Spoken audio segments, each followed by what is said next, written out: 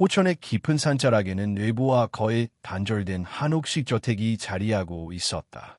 오래된 기와지붕 위로 눈발이 흩날리고 바람은 살을 내는 듯한 소리를 내며 처마를 스쳐 지나갔다. 이곳은 더 이상 집이라 불리기 어려운 살아있는 자들의 무덤과도 같은 공간이었다. 조용함은 지나치게 완벽했고 안쪽에서 새어나오는 온기조차 없었다.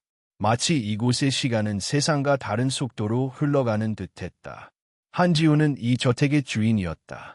한때 한국에서 가장 영향력 있는 바이오 기업 한바이오의 대표였던 그는 아내 정아은이 비행기 사고로 세상을 떠난 이후 모든 것을 내려놓고 사라지듯 이곳으로 들어왔다.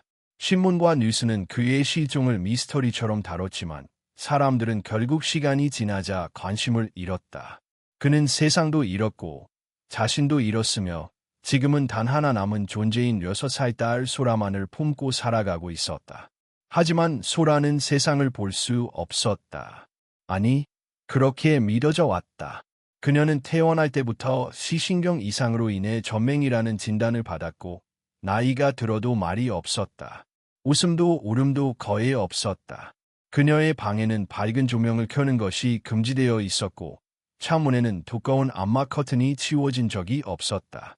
오직 미약한 등불만이 허락되었고 그것마저도 일정 시간 이상 켜두지 못했다. 아주 작은 빛조차도 아이에게 해롭다는 이유였다. 박은주는 이런 집에 발을 들이게 된 자신이 믿기지 않았다. 간호사였던 그녀는 병원의 과실로 갓난아기를 잃은 뒤 모든 것을 포기한 채 떠돌다시피 하다가 이곳에 오게 되었다. 인터뷰를 맡았던 관리인은 단 한 가지 조건을 내걸었다. 호기심을 갖지 말 것, 질문을 하지 말 것, 특히 소라에 관해서는 그 어떤 의문도 가져서는 안 된다고. 하지만 아이를 잃은 엄마의 본능은 쉽게 억눌리지 않았다. 은주는 처음 만난 날 소라 앞에서 이름을 부드럽게 불러보았다. 소라라, 나는 은주라고 해. 우리 천천히 친구가 되어보자. 소라는 대답하지 않았다. 고개조차 움직이지 않았다. 은주는 아이의 손등을 가볍게 감싸보았다. 차가운 체온과 굳은 살결이 느껴졌다. 오랜 시간 누군가의 손길을 받지 못한 아이의 피부였다. 잠시 뒤 식당에서 한지훈이 모습을 드러냈다. 눈밑이 깊게 꺼진 얼굴, 무표정하게 굳은 입술, 아무것도 믿지 못하는 사람의 눈빛. 그는 은주를 보고 단호하게 말했다. 소라에게는 불필요한 감정을 주지 마십시오. 아이는 아직 세상을 받아들일 준비가 되지 않았습니다. 그 말은 경고와도 같았다. 그러나 은주는 묵묵히 고개를 숙였을 뿐 마음속 어딘가가 싸늘하게 얼어붙는 것을 느꼈다. 밤이 깊어가고 날씨는 점점 더 차가워졌다. 은주는 소라의 방을 정리한 후 작은 촛불 하나만 켜둔 채 문을 닫으려 했다. 그때였다. 문틈으로 들어온 희미한 달빛 한 줄기가 바닥에 닿는 순간 소라가 아주 천천히 고개를 돌렸다. 은주는 숨을 멈췄다. 소라의 얼굴은 빛이 있는 그 방향을 향하고 있었다. 아주 정확하게. 그녀는 혹시 바람이 머리카락을 스친 기운을 느낀 건가? 혹은 촛불이 흔들린 소리를 들었나 생각했다. 하지만 아니었다. 소라의 움직임은 너무도 선명했고 빛이 닿은 위치와 정확히 일치했다. 은주는 조용히 불을 껐다. 방 안은 칠흑처럼 어두워졌다. 그리고 다시 문을 살짝 열어 아주 작은 손전등을 바닥에 비추었다. 손전등의 빛은 바닥에 조그만 원을 그렸다. 이번에도 소라는 그 움직임을 따라 고개를 돌렸다. 은주의 심장이 크게 뛰기 시작했다. 이 아이는 빛을 보고 있다. 절대로 전맹이 아니다. 하지만 어떻게, 그리고 무엇보다 누가 이렇게 만든 걸까? 그 순간 뒤에서 낯선 목소리가 들렸다. 지금 무엇을 하고 있는 겁니까? 은주는 몸이 굳어버렸다. 문가에 서 있는 사람은 다름 아닌 한지훈이었다. 그의 눈은 분노와 두려움이 뒤섞여 있었다. 한지훈은 아무 말 없이 은주를 노려보다가 천천히 방 안으로 들어왔다. 그는 손전등을 바닥에서 집어들어 끄고 조용히 물었다. 이걸로 뭘 하려던 겁니까? 은주는 거짓말을 해야 할지, 솔직하게 말해야 할지 망설였다. 하지만 그녀는 이미 아이의 반응을 두 눈으로 확인했다. 더 이상 외면할 수 없었다. 소라가 빛을 따라 고개를 돌렸어요. 촛불, 손전등, 분명히 반응했습니다. 지훈의 표정이 미세하게 일그러졌다. 그 순간 그는 눈을 감았다가 떴다. 피곤함과 싸우는 듯한 얼굴이었다. 그럴 리 없습니다. 아이는 전맹입니다. 여러 병원에서 진단받았고 수차례 MRI 촬영도 했습니다. 시신경이 완전히 손상됐어요. 하지만 실제로 제가 본 건 다릅니다. 혹시 다시 검사해보는 건 어떨까요? 필요 없습니다. 그의 대답은 단호했고 그 뒤에 더는 말이 없었다. 그날 밤 은주는 잠을 이룰 수 없었다. 자신이 본 것이 착각일 수도 있다는 생각이 들기도 했지만 소라의 반응은 너무나도 명확했다. 그 작은 고개 돌림, 그 반사적인 움직임, 무엇보다 마지막에 잠깐 스친 미소. 그것은 분명히 보는 자의 표정이었다. 다음 날 아침, 은주는 소라의 눈약을 챙기며 라벨을 유심히 살폈다. 상표는 희미하게 지워져 있었고 일반 시중에서는 본 적 없는 제품이었다. 이상하다. 그녀는 핸드폰으로 약병 사진을 찍어 예전에 함께 일했던 대학병원 동료 간호사에게 메시지를 보냈다. 이거 무슨 약인지 확인해 줄 수 있어. 몇 시간 후 답장이 왔다. 이거 엔노핀이랑 사이클로펜톨이 성분 들어간 건데. 보통 안과에서 동공확장할 때 단기간 사용하는 약이야. 이걸 장기적으로 사용하면 시력에 문제 생길 수도 있어. 은주는 충격에 빠졌다. 이런 강한 약을 어린아이에게 매일, 그것도 수년간 사용했다면 그것이 전맹의 원인이었을지도 모른다는 생각이 들었다. 그녀는 조심스럽게 며칠간 소라에게 약을 쓰지 않기로 했다. 혹시라도 큰 변화가 없으면 다시 원래대로 돌아가려는 계획이었다. 하지만 며칠이 지나자 놀라운 변화가 시작되었다. 셋째 날 아침, 소라는 식탁에서 먹던 죽의 그릇을 흘깃 바라보았다. 너무나 자연스러운 눈동자의 움직임이었다. 은주는 숨을 죽이고 아이를 지켜봤다. 소라는 은주의 움직임을 눈으로 따라가고 있었고 빛이 있는 창문 쪽을 자주 바라보았다. 은주는 아이를 데리고 조심스럽게 마당으로 나갔다. 이 집에서 소라가 햇빛을 직접 맞는 것은 거의 처음이었다. 파란 눈 위에 비치는 햇살에 소라는 눈을 찡그렸지만 얼굴을 돌리지 않았다. 오히려 두 팔을 들어 햇빛을 만지려는 듯한 동작을 했다. 그날 밤, 은주는 소라의 방 안에서 조용히 함께 앉아 있었다. 그녀는 색연필과 종이를 꺼내 소라 앞에 놓았다.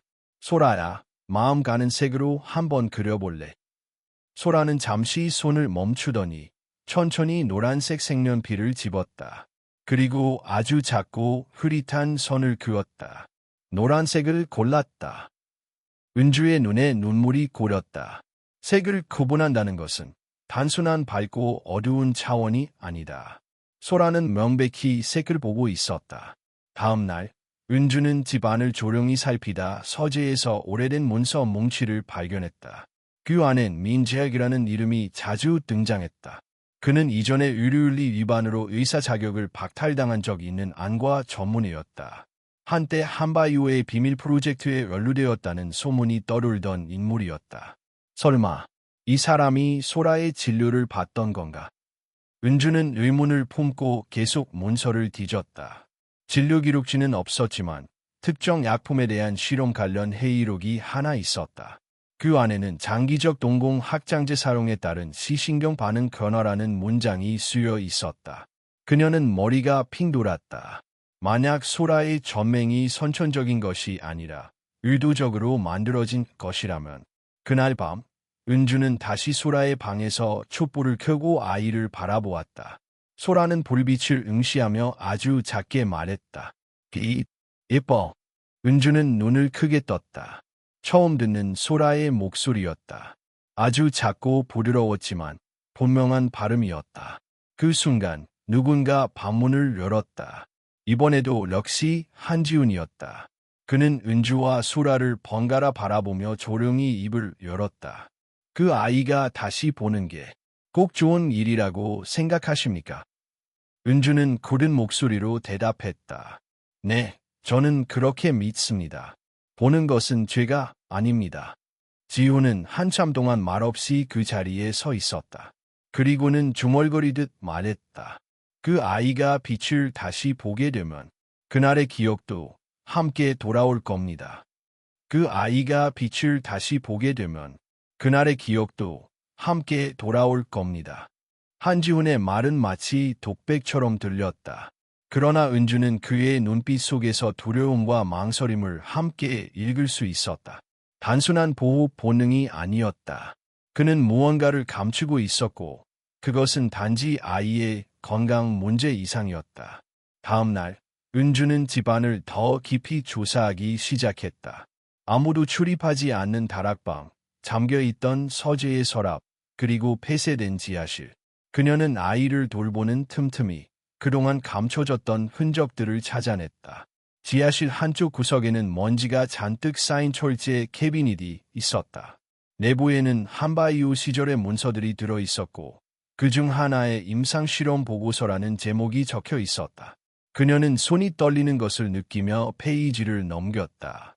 보고서에는 다음과 같은 내용이 적혀 있었다. 장기적 동공 확장제 투여를 통한 시각 자극 반응 억제 실험.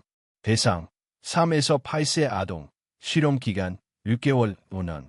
관찰 결과 장기 사용 시 시신경 반응 저하 및 기억 회피 현상 관측. 부작용 우려로 외부 공개 불가. 페이지 하단에는 서명이 있었다. 주임의사 민재혁. 연구총괄 한지훈. 은주의 숨이 멎는 듯했다. 한지훈은 단순히 자식을 보호하려 했던 아버지가 아니었다.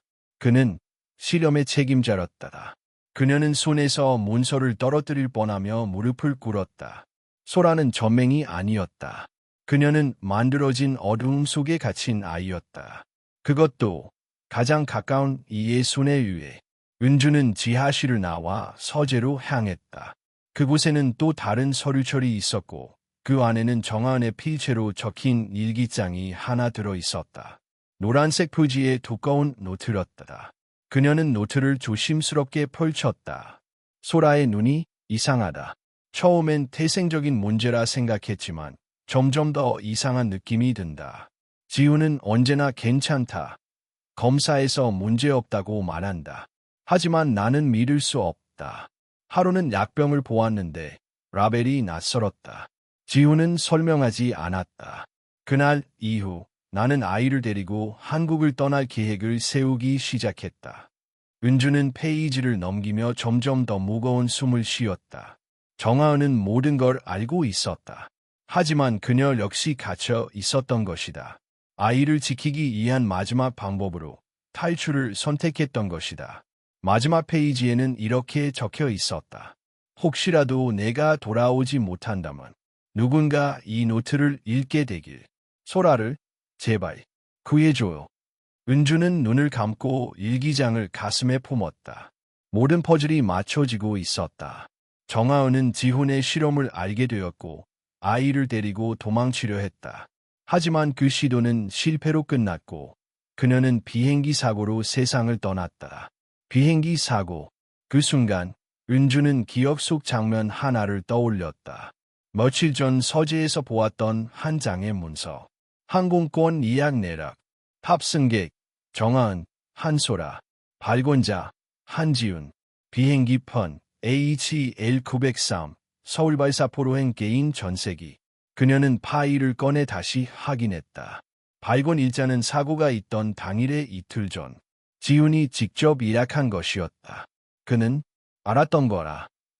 지훈은 아내가 도망치려 한다는 것을 알고 있었다. 그리고 그들을 따로 비행기에 태운 것이다. 의도했는지는 확실하지 않지만 결과적으로 그는 아내와 아이를 떼어냈다. 그리고 비행기는 추락했다. 은주는 다시 한번 소라를 떠올렸다. 늘 고요한 아이, 늘 말이 없던 아이. 그 아이는 단순히 감각을 잃은 것이 아니었다. 세상과 단절된 기억의 감옥에 갇힌 채 살아가고 있었던 것이다. 그날 밤, 은주는 소라의 방에 앉아 조용히 물었다. 소라라, 혹시 꿈을 꾼 적 있어? 소라는 잠시 침묵하다 아주 작은 목소리로 대답했다. 꿈속에서 엄마가 웃었어. 엄마가 뭐라고 했는지 기억나. 빛은 무서운 게 아니래. 빛은 따뜻하대. 은주의 눈물이 뺨을 타고 흘러내렸다. 소라는 모든 것을 기억하고 있었다. 하지만 그녀는 기억하지 않는 척하고 있었던 것이다. 그녀는 왜 아무 말도 하지 않았을까? 왜 지금껏 침묵했을까? 아마도 아이는 느꼈을 것이다. 누군가가 자신이 보는 것을 원치 않는다는 것을. 그 누군가가 아빠였다는 것을. 은주는 조용히 아이의 손을 잡았다. 그리고 속삭였다. 괜찮아. 이제부터는 내가 원하는 걸 말해도 돼. 빛을 봐도 괜찮아. 누구도 널 혼내지 않아. 소라는 가만히 고개를 끄덕였다. 그 순간 방문 밖에서 무거운 발걸음 소리가 들렸다. 그리고 문틈 너머로 낮은 목소리가 들려왔다. 박은주 씨, 이제 그만두는 게 좋을 겁니다. 은주는 고개를 돌렸다. 한지훈이 서 있었다. 어둠 속에서도 그의 눈빛은 차갑게 빛나고 있었다. 당신이 지금 파고 있는 것, 생각보다 훨씬 깊습니다. 당신이 지금 파고 있는 것, 생각보다 훨씬 깊습니다. 한지훈의 목소리는 낮았지만 위협적이었다. 은주는 그 말에 움츠렸지만 물러서지 않았다. 오히려 그의 눈을 정면으로 바라보며 조용히 대답했다. 저는 이미 충분히 깊은 곳까지 와버렸어요. 더 이상 돌아갈 곳도 돌아설 이유도 없습니다. 지훈은 잠시 말이 없었다. 그는 벽에 기댄 채 고개를 떨구고 한숨을 내쉬었다. 마치 무너질 듯한 표정이었다. 그리고 한참 후 조용히 말했다. 나는 소라를 지키고 싶었어요. 그 애가 그날을 기억하게 되면 평생 죄책감과 공포 속에서 살아가게 될 거라고 생각했어요. 그래서 눈을 감게 만들면 그 기억도 사라지지 않을까. 그렇게 믿었습니다. 은주는 눈을 감았다. 이 고백은 이상한 것이었지만 실제로 듣는 순간 심장이 저릿하게 아팠다. 당신의 선택이 아이에게 어떤 상처를 줬는지 당신은 알고 있나요? 지훈은 대답하지 않았다. 대신 조용히 자리를 떴다. 그 다음날 아침, 은주는 결심을 굳혔다. 더 이상 침묵해서는 안 된다고. 소라에게, 자신에게, 그리고 이 세상에 숨겨져 있던 진실을 바로잡을 시간이 왔다고. 그녀는 우선 지훈이 관리하던 캐비닛에서 모든 점안약을 제거했다. 소라의 눈은 이제 조금씩 빛을 받아들이기 시작했고 그녀는 두통이나 과민 반응 없이 잘 적응해 나가고 있었다. 은주는 하루에 한 번 소라와 함께 햇빛이 들어오는 마당으로 나갔다. 눈이 녹아내린 정원에는 작은 봄 기운이 감돌고 있었다. 햇살은 부드럽고 따뜻했다. 소라는 처음엔 눈을 자주 깜빡였지만 점점 눈을 뜨는 시간이 길어졌다. 소라야, 빛이 어때? 따뜻해. 눈부시지만 좋아요. 은주는 소라의 작은 손을 꼭 잡았다. 그날 밤, 은주는 아이에게 작은 캔버스와 색연필을 건넸다. 기억나는 걸 그려볼래. 소라는 노란색과 분홍색을 골라 천천히 동근 모양을 그리고 그 안에 두 사람을 그렸다. 그림 속 두 사람은 손을 잡고 있었고 그 위에는 환한 태양이 떠 있었다. 누구야? 엄마랑 나?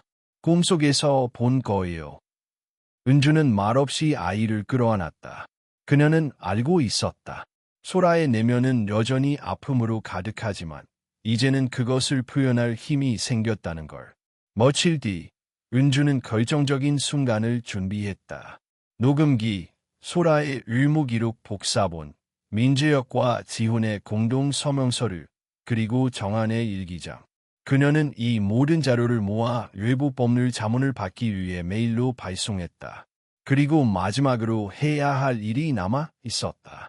소라에게 아빠 앞에서 말할 수 있도록 용기를 주는 것. 그날 저녁, 저택 거실. 은주는 소라와 함께 지훈 앞에 앉았다. 오늘은 소라가 직접 하고 싶은 말이 있대요. 소라가. 지훈은 놀란 눈으로 아이를 바라보았다. 소라는 천천히 고개를 들었다. 이제 그녀의 눈은 더 이상 흐릿한 유리창 같지 않았다. 작지만 분명한 생명이 깃든 눈동자였다. 아빠. 지우는 순간 몸이 굳었다. 그 한마디가 그를 송두리째 흔들었다. 소라는 이어서 말했다. 난 보고 있었어. 계속. 아빠가 슬퍼할까봐 내가 모르는 척했어. 지훈의 입술이 떨렸다. 그게 무슨 말이니? 내가 보면 안 된다고 생각했어. 빛을 보면 아빠가 더 아플까봐. 그래서 난 그냥 어둡게 지냈어. 지우는 두 손으로 얼굴을 감쌌다. 어깨가 떨렸다. 그는 울고 있었다. 은주는 말없이 그 모습을 지켜보았다. 그 어떤 분노보다 더 깊은 자책이 지훈을 짓누르고 있었다. 소라야. 이제는 보고 싶어. 빛도, 하늘도, 엄마 얼굴도, 그리고 아빠 얼굴도. 지훈은 고개를 들었다. 눈물로 젖은 얼굴로 딸을 바라보았다. 그래, 그래야지. 이제는 내가 보고 싶은 걸 봐야지. 그날 밤, 지훈은 오랜만에 자신의 방에서 정하은의 사진을 꺼냈다. 그리고 오래된 서류들을 다시 들여다보며 손으로 찢어버렸다.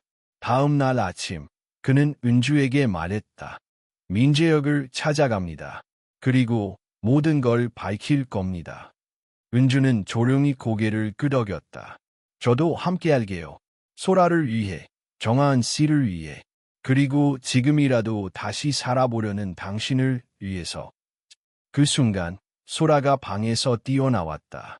아직 완전히 뛰지는 못하지만 두 팔을 벌리고 햇빛을 향해 걸어갔다. 그녀는 말했다. 햇빛은 따뜻해요. 무섭지 않아요. 민재혁은 서울 외곽의 허름한 병원 건물 지하에서 조용히 환자 진료를 가장한 비밀 클리닉을 운영하고 있었다. 그는 여전히 의사 가운을 입고 있었고 여전히 자신이 정당하다고 믿고 있었다. 그 앞에 한지훈이 나타났을 때 민재혁은 당황하지 않았다. 오히려 익숙한 얼굴에 반가움조차 느끼는 듯했다. 오랜만이군요, 대표님. 지훈은 더 이상 그 호칭에 아무런 반응도 보이지 않았다. 그는 조용히 녹음기를 켠 채 앉았다. 소라에 대한 기록을 가지고 있습니다. 그리고 당신과 나의 공동서명 서류도요. 이제 끝내야 합니다. 민재혁의 눈빛이 변했다. 설마 당신이 뒤집으려고 나선 건가요? 당신 딸을 위해. 당신도 똑같은 선택을 했던 사람이잖아요. 지훈은 대답하지 않았다. 대신 서류를 테이블에 올려두었다. 검찰에 이 자료를 제출할 겁니다. 당신이 어떤 실험을 했고 내가 어떤 죄를 저질렀는지 모두 밝히겠습니다. 잠시 침묵이 흘렀고 민재혁은 조용히 말했다. 후회하지 마요.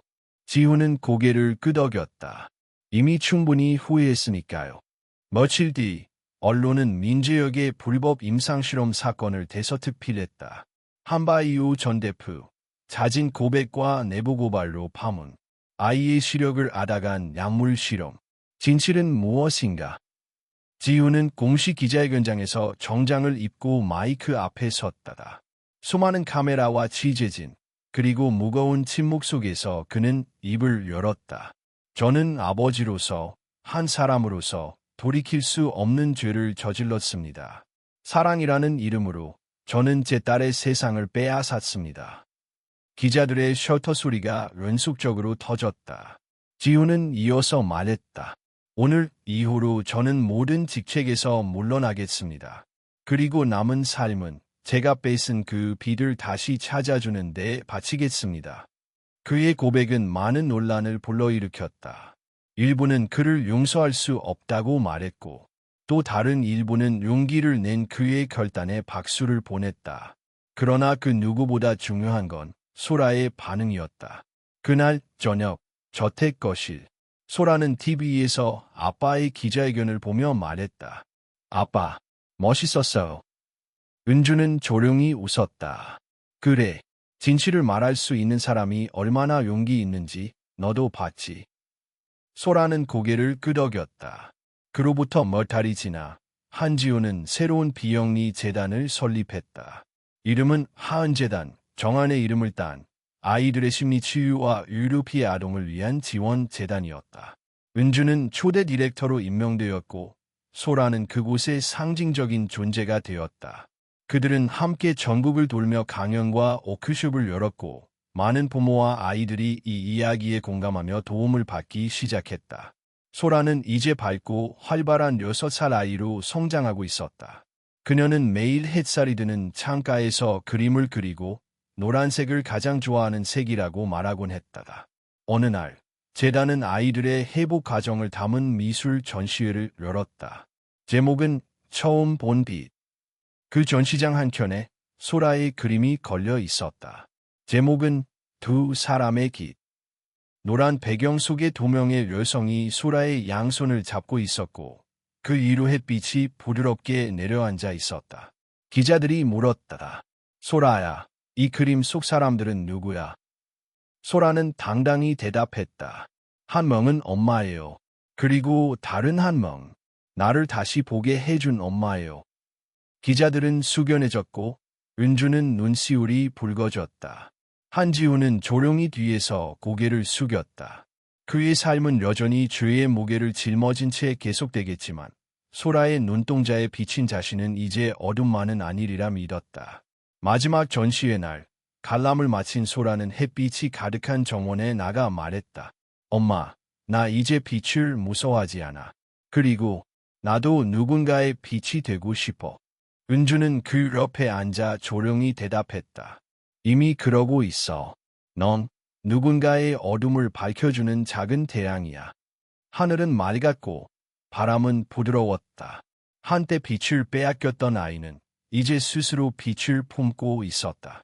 그리고 그 이야기는 누군가의 마음속 깊은 어둠 속에서 다시 한번 빛이라는 이름으로 살아 숨쉬기 시작했다.